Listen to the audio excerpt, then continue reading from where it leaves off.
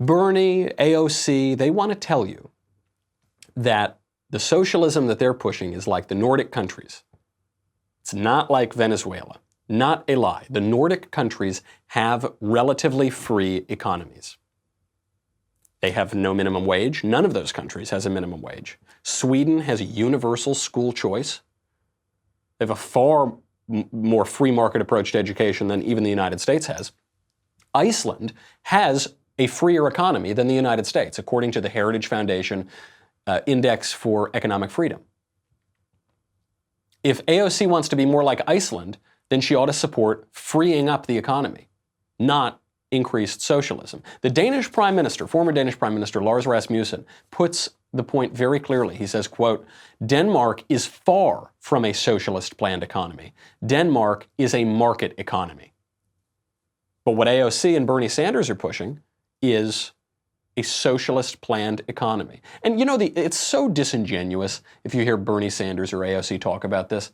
Bernie Sanders didn't have his honeymoon in Denmark. He didn't go on his honeymoon to Iceland. He went on his honeymoon in 1988, the day after he got married, to the Soviet Union. In fact, I'm sorry to say, we have video of this, of Bernie Sanders shirtless, drinking vodka, singing commie songs with the Ruskies in the Soviet Union in 1988.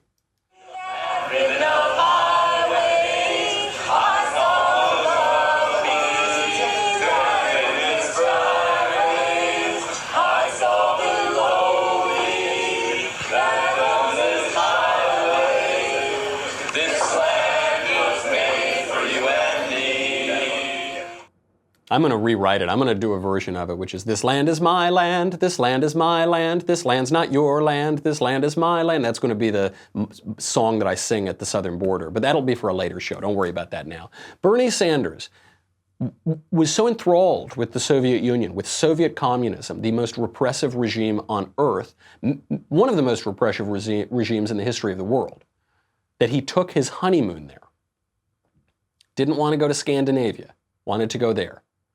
Worse even than Venezuela. And just to remind you that he's not pushing policies that would bring us to Iceland, he's pushing the policies of Latin America. Around that same time, 3 years earlier, 1985, Bernie Sanders was defending socialist breadlines in Latin America.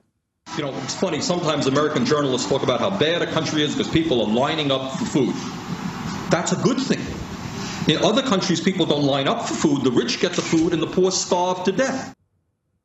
Breadlines are a good thing. Breadlines are a good thing.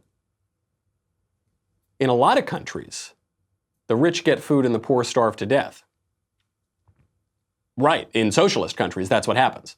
That's what's happening in Venezuela right now. And if they don't starve to death, they get run over by tanks. That doesn't happen in the United States. Nobody starves to death in the United States. The biggest problem afflicting the poor in the United States is obesity. The problem among the poor in the United States is that they're eating too much. That's not what happens in socialist countries. They starve to death while the rich and the well-connected and the cronies all benefit.